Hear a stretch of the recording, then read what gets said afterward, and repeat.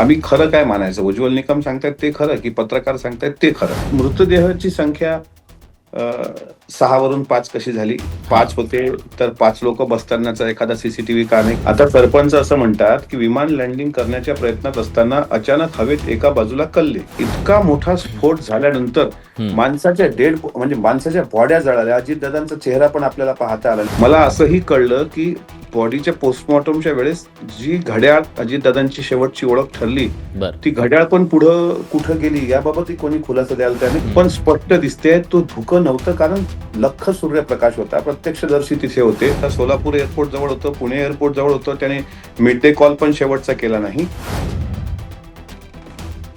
मंडळी नमस्कार, मी विलास बडे. अजित पवार यांच्या अपघाती निधनाच्या नंतर संपूर्ण महाराष्ट्र शोकाकुल आहे. एका बाजूला राजकारण सुरू आहे, दुसऱ्या बाजूला अजित पवार यांच्या विमान अपघाताच्या संदर्भात सुद्धा अनेक प्रश्न उपस्थित केले जात आहेत.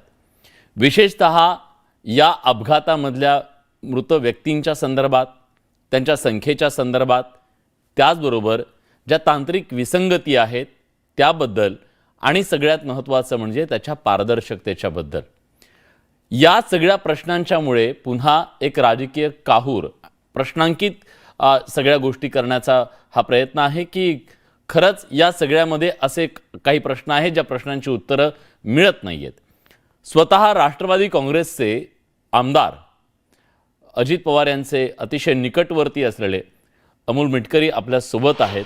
आपण त्यांच्याशी बोलणार आहोत कारण त्यांनीच या सगळ्या संदर्भात काही प्रश्न उपस्थित केलेले आहेत. अमोलजी, सुरुवातीला सांगा की नेमका आक्षेप काय आहे? तुम्हाला संशय कुठे वाटतोय आणि काय वाटतोय? ज्या दिवशी ही दुर्घटना घडली त्या दिवशी आपल्याच चॅनलवर आणि इतर चॅनलवर सुद्धा हां. 6 जणांचा दुर्दैवी मृत्यू झाल्याची बातमी चालली. त्याच्यानंतर मृतदेह 5 सापडले. पहिली शंका आमची इथे उत्पन्न होते, की उज्ज्वल निकम साहेबांनी जे आता काही मिनिटांपूर्वी मुरलीधर मोहोळ आणि त्यांनी पत्रकार परिषद घेतली. आता मी तुमच्या चॅनलचा एक फोटो टाकून ते प्रश्न विचारलाय, की आम्ही खरं काय मानायचं? उज्ज्वल निकम सांगतायत ते खरं, की पत्रकार सांगतायत ते खरं? त्याच्यामुळे पहिली शंका इथे आहे, की मृतदेह 6 होते असं जर सांगितलं गेलं, तर मग विमानात प्रवासी नेमके होते किती? विमान तिथून टेक ऑफ घेताना विमानामध्ये 5च लोकं असल्याची माहिती मला पण अजितदादांच्याच कार्यालयातून मी प्राप्त करून घेतली सोलवट साहेबांकडून. त्याच्यामध्ये पायलट, क्रू पायलट आणि विदीप जाधव, त्या माळी मॅडम आणि अजितदादा अशा लोकांची ती ही होती. कुठलंही फुटेज माझं म्हणणं असं आहे, की मृतदेहाची संख्या 6 वरून 5 कशी झाली? 5 होते तर 5 लोकं बसतानाचा एखादा सीसीटीव्ही का नाही? कारण ज्या वेळेस त्या गेटमधून दादा आले, मी त्या गेटमधून दादांसोबत 3-4 वेळ विमान प्रवास केलाय. अगदी बारामतीपर्यंत सुद्धा केलाय.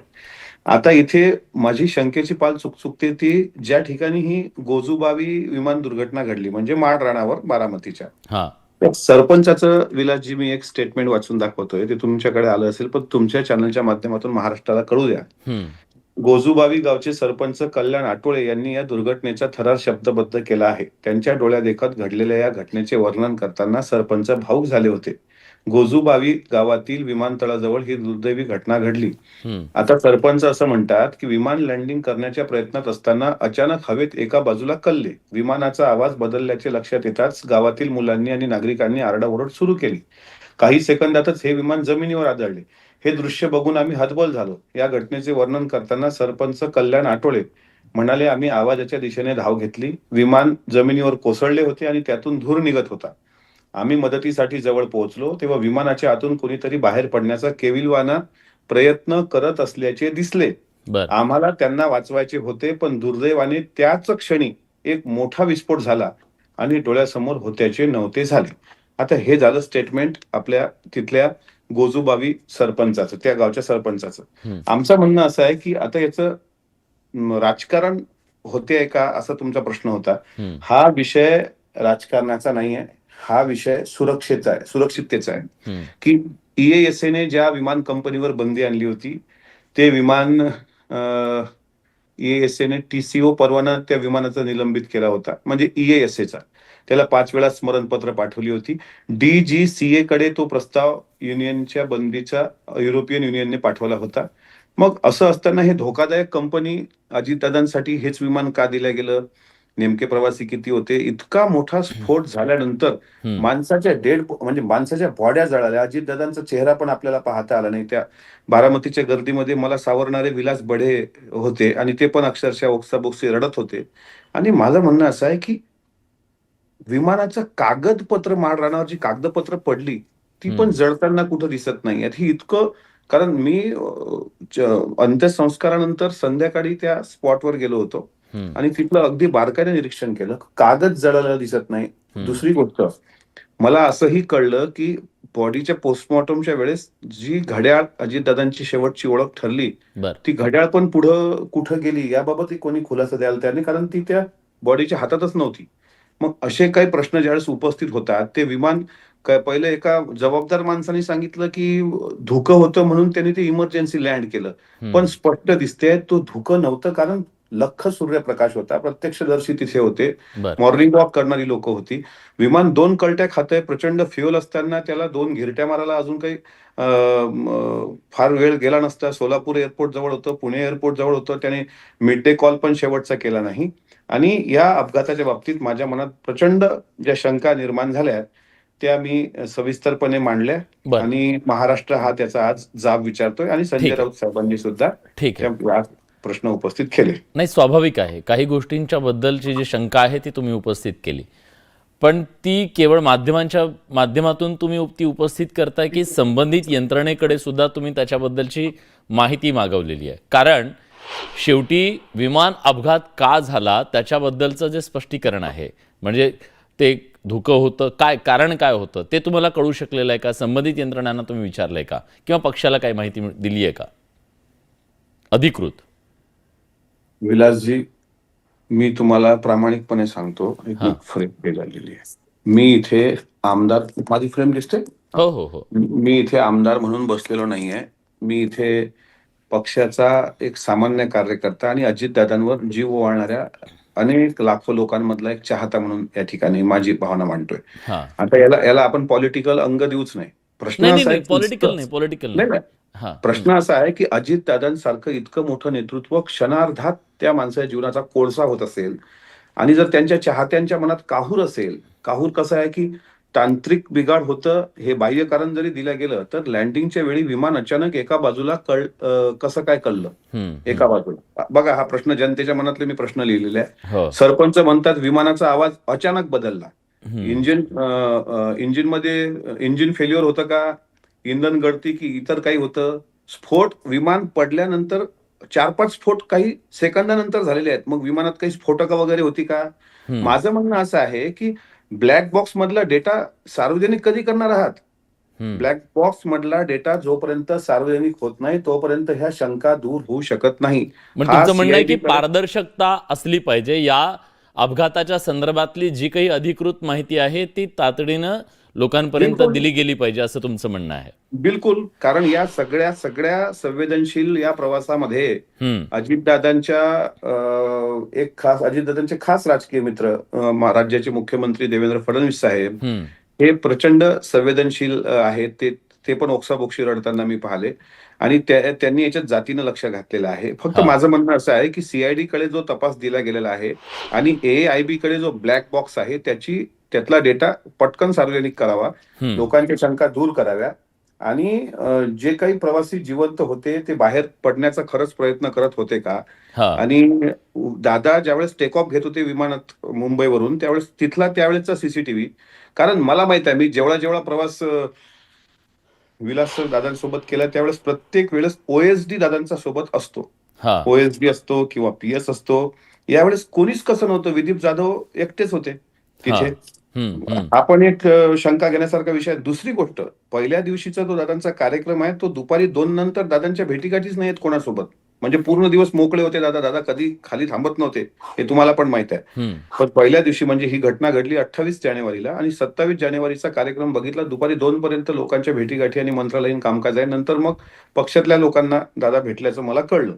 म्हणून माझ्या अपघाताच्या स्थळी धूर होणं, स्फोट होणं, काही ठिकाणी ज्वाळा होणं आणि काही सेकंदात सगळं बेचिराप होणं, हे महाराष्ट्राला, मला वाटते जगद्गुरु तुकाराम महाराजांच्या नंतर पडलेला हा प्रश्न आहे की अचानक इतकी मोठी व्यक्ती अशी कशी काय गेली. म्हणजे एकूणच अपघाताच्या बद्दल तुम्हाला शंका आहे, हा अपघाताच्या पलीकडे वेगळं काही असेल असं तुम्हाला सुचवायचंय? जोपर्यंत त्या ब्लॅक बॉक्स मधलं संभाषण आणि डेटा सार्वजनिक होत नाही त्याबद्दल मी साशंक आहे. हम्म, आणि माझं वैयक्तिक मत विचाराल तर धोक्यापेक्षा धोका जास्त, असं माझं वैयक्तिक मत आहे. अर्थातच हे आमदार म्हणून किंवा पक्षाचं मत नसेल, पण अजितदादाच्या लाखो चाहत्यांपैकी एका चाहत्याचं हे मत आहे, एवढं मात्र नक्की. हा अपघात टाळता येण्यासारखा होता. हा ही दुर्घटना घडली नसती. मला सांगा, मिड डे कॉल का दिला गेला नाही? त्यांनी टेक ऑफ का केला नाही? ठीक आहे ना, त्या पायलटला धावपट्टी दिसत नव्हती, तर त्यांनी दुसराही, कारण फ्युएल होतं पूर्णपणे त्या फ्लाईटमध्ये. त्याला पुण्याला जाणं सहज शक्य होतं. आणि काही लोकांनी असा पण सल्ला दिला होता दादांना, की तुम्ही सोलापूरला लँड व्हा आणि तिथून चॉपर घेऊन बारामतीला उतरा. दादांनी काय बारामतीत पहिल्यांदा प्रवास केलाय का? असे हम्म. असंख्य प्रवास दादांचे त्या ठिकाणी झालेले आहेत. त्याच्यामुळे मला घातपाताची शंका आहे माझ्या मनात. पण जेव्हा सुरुवातीला अशा प्रकारची एक शक्यता, आरोप, संशयाचं धुकं निर्माण करण्याचा प्रयत्न हा ममता बॅनर्जींच्या माध्यमातून झाला होता, हो. त्यानंतर शरद पवार यांनी त्याच्याबद्दलचं खंडन केलं होतं आणि हा अपघातच आहे असं सांगितलं होतं. कदाचित त्यांनीही अनेक गोष्टींची माहिती घेतलेली असेल आणि त्यानंतर त्यांनी ती प्रतिक्रिया व्यक्त केली असेल. हा मुद्दा याच्यासाठी सांगतोय कारण कुटुंबियांचं काय मत आहे त्याच्याबद्दलचं ते अतिशय महत्त्वाचं आहे. एक सामान्य कार्यकर्ता, सामान्य व्यक्ती म्हणून तुमच्या मनातली शंका असणं ही बाब वेगळी आहे, पण त्याचबरोबर कुटुंबाला काय वाटतं हे पण अतिशय महत्त्वाचं नाही का? पवार साहेब हे कुटुंब प्रमुख आहेत, ते हम्म, ज्येष्ठ आहेत. हम्म, ज्या दिवशी ही घटना घडली ते दिल्लीला होते आणि दिल्लीवरून आल्यानंतर त्यांनी आल्या आल्या घटना कुठं घडली याची चौकशी केली. हा, आणि मग महाराष्ट्रातलं सुन्न झालेलं वातावरण साहजिक आहे. ते बाप माणूस आहेत. शेवटी पोटचा मुलगा गेलाय, त्यांना पण सुन्न होणं साहजिक होतं. आणि त्याच वेळेस ममता बॅनर्जीचं आलेलं स्टेटमेंट, आणि म्हणून एक हजरजबाबीपणा आणि सर्व गर्दी कंट्रोल करणे, लोकांच्या भावना कंट्रोल करणे. कदाचित या धक्क्या हा, लोकांना जास्त शॉक बसू नये म्हणून एक कुटुंब प्रमुख म्हणून त्यांनी भूमिका घेतली, की बाबा या गोष्टीचं राजकारण करू नका. पण मला विश्वास आहे, हा, हळूहळू साहेबांच्या ज्यावेळेस ह्या गोष्टी लक्षात येईल, कारण आम्ही 4 दिवसानंतर मी हा विषय बोललोय, कारण 4 दिवस मला सुचत नव्हतं. आम्ही सुन्न झालो होतो सगळी. हो, आमच्या हो, घरात अक्षरशः सुतक पडल्यासारखं वातावरण आजही आहे. हा, त्याच्यामुळे या धक्क्यातून थोडासा मी सावरल्यानंतर ह्या काही गोष्टी लक्षात यायला लागल्याबरोबर मी मीडियात बोलायला चालू झालो. ज्यावेळेस साहेबांच्या ह्या गोष्टी लक्षात येतील, मला विश्वास आहे साहेब, आणि स्वतः रोहित पवारांनी सांगितलं ना, की आमचं 13वी पर्यंतचे सगळे कार्यक्रम उरकल्यानंतर स्वतः ते पत्रकार परिषद घेऊन यावर बोलतील. ठीक आहे. पण एक मुद्दा अजून याच्यातला आहे की परवा शपथविधीच्या निमित्तानं तुम्ही सगळेजण एकत्र आला होता. तुमची गटनेता निवडीच्या संदर्भातली सुद्धा एक बैठक झाली. पक्षांतर्गत काय चर्चा आहे अशी शंका आहे आमदारांच्या मध्ये? काहीतरी त्याच्याबद्दलची चर्चा झाली असेल आमदारांच्या मध्ये? मी गटनेत्या निवडीच्या वेळेस विधिमंडळाच्या सभागृहामध्ये होतो. हां. त्यावेळेस फक्त आम्ही सह्या दिल्या, त्यावेळेस कोणी बोलत नव्हतं, सर्व शांत बसलेले होते. हम्म, सुनेत्रा वहिनी त्या ठिकाणी आल्यानंतर तो प्रस्ताव प्रांताध्यक्ष तटकरे साहेबांनी मांडला. त्याला अनुमोदन मुश्रीफ साहेबांनी आणि वळसे पाटील साहेबांनी, मुंडे साहेबांनी सर्वांनी दिलं. हम्म, त्याच्यानंतर आम्ही 2 कागदांवर सह्या केल्या. हम्म, कागद पहिला म्हणजे पहिलं पत्र ते होतं गटनेतेपदी नियुक्तीचं, हम्म, आणि दुसरं पत्र सुनेत्रा वहिनींना राष्ट्रीय अध्यक्ष करण्याच्या संदर्भातलं एकमत. हम्म. आणि सर्व आमदार पक्षाचे इतके डिप्रेशनमध्ये आणि इतके मानसिक हे गेलेले होते, की त्यांना ते बोलणं काही सुचत नव्हतं. आम्हाला मग त्या विधिमंडळात आम्ही आहोत, ज्या विधिमंडळात दादा नसतानाची पहिली बैठक. नाही, मी त्याच्यामुळे समजू याच्यात काही शकतो. कोणी आम्ही बोललं नाही. आम्ही समजू शकतो. हा, आम्ही म्हणून ते समजू कोणी शकतो. बोललं. पण पण मी हा प्रश्न याच्यासाठी विचारला, ज्यावेळी तुमच्यासारखे एखादे आमदार प्रश्न असं विचारतात, एक दोन प्रवक्त्यांनी त्याच्याबद्दलचा प्रश्न उपस्थित केला, आज संजय राऊत यांनी त्याच्याबद्दलचा उपस्थित केला, पण जेव्हा पक्ष म्हणून जेव्हा हा प्रश्न उपस्थित केला जातो तेव्हा त्याचं गांभीर्य अधिक वाढतं. म्हणून मी हा प्रश्न विचारला की पक्ष याच्याबद्दल काय विचारतो, पक्षाला सुद्धा याच्याबद्दल काही संभ्रम वाटतोय का? नाही, पक्षाच्या संदर्भात आता कराडला असताना साधारणपणे स्वतः तिथे प्रांताध्यक्ष तटकरे साहेबांनी सांगितलंय, की आमच्या मनात पण त्या शंका आहेत. लवकरच त्याबाबत मला वाटते जो CID कडे तपास आहे त्याचा खुलासा झाल्यानंतर शंका होतील. पण प्रत्येकाच्या मनात दादा अचानक कसे गेले ह्या बाबतीत तर शंकेची पाल चुकलेली आहे. हम्म, आणि मला विश्वास आहे, की मी बोललोय ते आमदार म्हणून बोललेलो नाही. मी कार्यकर्त्यांच्या भावना मांडलेल्या आहेत. फक्त मी थोडी घाई केली असेल असं काही लोकांना वाटतही असेल तरी हे प्रश्न अनुत्तरित राहता कामा नये. काय होतं विलासजी, की हं, लोकोत्तर युग पुरुष शेवटी एकटा राहतो. म्हणजे आता विनायक मेटे साहेब गेले, त्यांचा ऍक्सिडेंट झाला, त्याच्यावर पण सीआयडी चौकशी बसली, मग 2-4 दिवस वातावरण संवेदनशील झालं. नंतर काय झालं पुढं? तेच मुंडे साहेबाच्या बाबतीत झालं. तेच आर आर आबांचं तर बरं माहित होतं की ते आजारी हं, आहेत. त्याच्यानंतर ही प्रमोद महाजन साहेबांच्या बाबतीत. म्हणजे ह्या सगळ्या गोष्टी आपण लक्षात घ्या की ते काळाच्या ओघात मग ते सगळं लोप पावतं हं, आणि हा विषय लोप पावू नये. अजितदादांसारखा नेता हा परत तयार व्हायला 50 पिढ्या जातील कदाचित. हं. इतका स्पष्ट व्यक्त की अलीकडच्या काळात महानगरपालिका, नगर परिषदा आणि जिल्हा परिषदेचे 50 भाषणं मी दादांची ऐकलीत. एकाही भाषणामध्ये जातीवर, धर्मावर मत न मागणारा हा एकमेव नेता ज्या माणसाने शिवशाहू फुले आंबेडकर ठासून मांडलाय. म्हणून दादांवर जीव ओवाळणारे अनेक कार्यकर्ते आहेत. त्याच्यामुळे दादांसारखं विद्यापीठ म्हणजे संजय आवटेंच्या भाषेत यशवंतराव चव्हाण विद्यापीठाचा शेवटचा विद्यार्थी म्हणजे अजितदादा. त्याच्यामुळं तसं नेतृत्व तयार व्हायला असंख्य वेळ लागेल. त्यामुळे ही गोष्ट काळाच्या आत, काळाच्या ओघात मागं पडू नये. लोकांच्या समोर सत्य आलं पाहिजे. कागदपत्र तुम्ही दाखवताय फुटेज, आता एक तरी कागद जळलेला दिसतो का मला सांगा? इतका मोठा स्फोट झाला. आता कागद मी का जळले? त्याच्याबद्दलचा काही तज्ज्ञ नाहीये. मी त्याच्याबद्दल कुठली कमेंट करू शकत नाही. किंवा कुणी बाकी पत्रकार पण कदाचित करू शकणार नाहीत. पण ज्यांचा त्याच्यातला अभ्यास आहे ते करू शकतील. पण माझं प्रश्न विचारण्याचा उद्देश हा आहे की जेव्हा तुम्ही तुमच्या मनातले हे प्रश्न तुमच्या पातळीवर काही एव्हिएशन एक्सपर्ट्सशी तुम्ही जेव्हा बोललात काय याबद्दल, तुम्हाला काही त्याच्याबद्दलची माहिती मिळाली का? त्यांना पण या अपघाताबद्दल काही आक्षेप आहेत का? मी एक्सपर्टशी नाही बोललो, पण मी तुमच्यासारख्या काही पत्रकार मित्रांशी आणि स्थानिक प्रतिनिधींशी आणि बारामतीतल्या काही विश्वासू सहकाऱ्यांशी बोललो. हं, त्यानंतरही माझी जी शंका आहे, त्या शंकेला बऱ्यापैकी वाव सर्वांनीच हो म्हटलंय. अनेक फोन मला 2-3 दिवसांपासून सुरू आहेत. FaceTimeवर मी बोलतोय. माहिती घेणं सुरू आहे. मी एक-एक कळी जोडण्याचा प्रयत्न करतो आहे, की दादा पहिल्या दिवशी नेमके किती वाजेपर्यंत देवगिरीवर होते. दादांचे ड्रायव्हर जे अत्यंत विश्वासू आहेत, ते म्हणतात, "आम्ही दादांना विनंती केली होती, की दादा तुम्ही आपण कारनी पुण्यापर्यंत जाऊया आणि पुण्यावरून दुसऱ्या दिवशी सकाळी बारामतीला सहज जाता येतं." त्यावेळेस अचानक तो दौरा विमानावर कसा आला? हं. पहिल्या दिवशी असंही कळतं, की सोलापूरला लँड होण्याचं ठरलं होतं आणि मग तिथून चॉपर घेऊन बारामतीला येण्याचं ठरलं होतं. ते अचानक कसं बदललं? आणि तेच विमान, जे विमान EASAने ज्या विमानावर बंदी आणली, त्या DGCAच्या नादुरुस्त विमानावर बंदी असताना ते विमान दादांना चालवायला कोणी म्हणजे दादांना कोणी दिलं? त्याच्यानंतर पायलट कसे बदलले गेले? कारण ज्यावेळेस दादा तिथून निघतायत म्हणजे देवगिरीवरून, हं. तिथून त्या एअरपोर्टला जाण्यापर्यंत तो जो टायमिंग आहे, त्यावेळेस ट्रॅफिक फारशी नसते. त्यावेळेस पायलट म्हणतोय, "आम्ही ट्रॅफिकमध्ये अडलो." आणि कपूर नावाचा पायलट, तो स्वतः ज्याची हिस्ट्री दारूची आहे, त्यात तो सस्पेंड झालेला आहे, असा पायलट तिथे दिला गेला. ती क्रू मेंबर होती. तिच्या घरातल्या आईचा टाहो जर पाहिला, ती म्हणाली, की तिची बहीण म्हणाली, की "आम्ही शेवटपर्यंत तिच्याशी संपर्क करत होतो. कोणी आम्हाला सांगत नव्हतं ती कुठे आहे. संपर्क होऊ शकत नव्हता." कारण दादांनी शेवटचा कॉल माझ्या माहितीप्रमाणे यांना केला, आपल्या रणजित सिंग निंबाळकर, काय रणजित सिंगच ते आमदार हं. तुळजापूरचे. त्यांना केला आणि दादांचे एक मुस्लिम अंगरक्षक होते, म्हणजे बारामतीला जिथं ते लँड होणार होते त्या ठिकाणी. त्यांना पण फोन केला, की "तू पोहोचलाय का तिथे? आम्ही बस थोड्या वेळात पोहोचतो." मग ह्या सगळ्या घडामोडीमध्ये ही 27 जानेवारीच्या दुपारी 3 नंतर 28 जानेवारीच्या सकाळी 8 पर्यंत हं. नेमकं काय-काय घडलं, हे जर पुढं आलं आणि ब्लॅक बॉक्स मधला डेटा जर तो सार्वजनिक झाला, तर मला असं वाटते हे शंका-कुशंकेचं काहूर थांबेल आणि ठीक आहे. निश्चितच पण यातली सत्यता अमोलजी येईल. तुम्हाला उच्चस्तरीय चौकशीची मागणी करताय तुम्ही या संदर्भातली? जी आता CIDची चौकशी आहे त्याच्यापेक्षा मोठ्या येस, चौकशीची येस. मागणी करताय? येस. निवृत्त न्यायाधीशाच्या अध्यक्षतेखाली उच्चस्तरीय निष्पक्ष चौकशी झाली पाहिजे, अशी मागणी मी स्वतः केंद्रीय गृहमंत्री अमित शहा यांची भेट घेणार आहे दिल्लीला.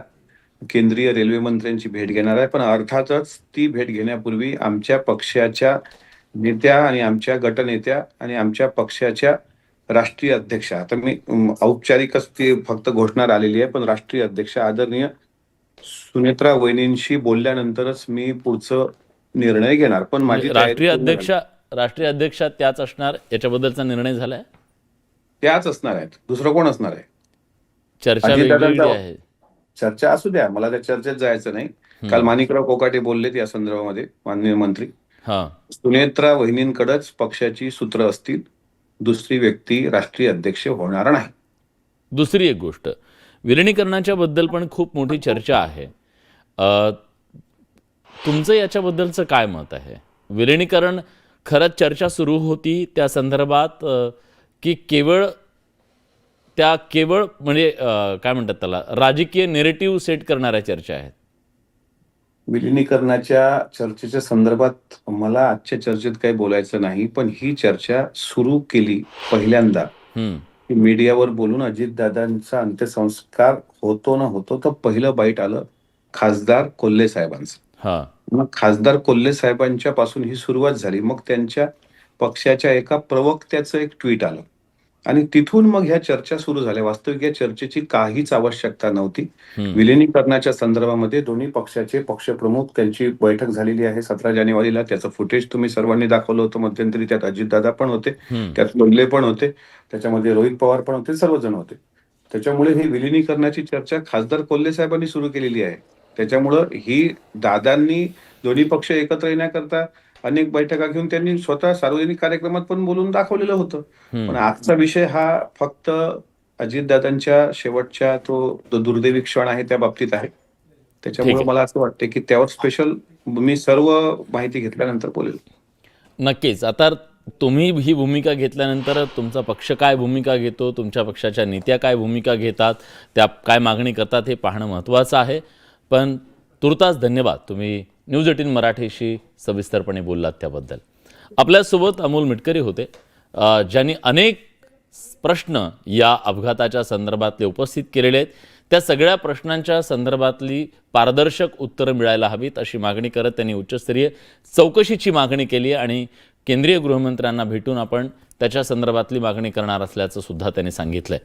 पण एक आहे, या सगळ्या शंका कुशंकांनी पुन्हा चर्चेला उधाण नक्की आलेलं आहे. पण यातलं सत्य समोर येणं गरजेचं आहे, जे असेल ते.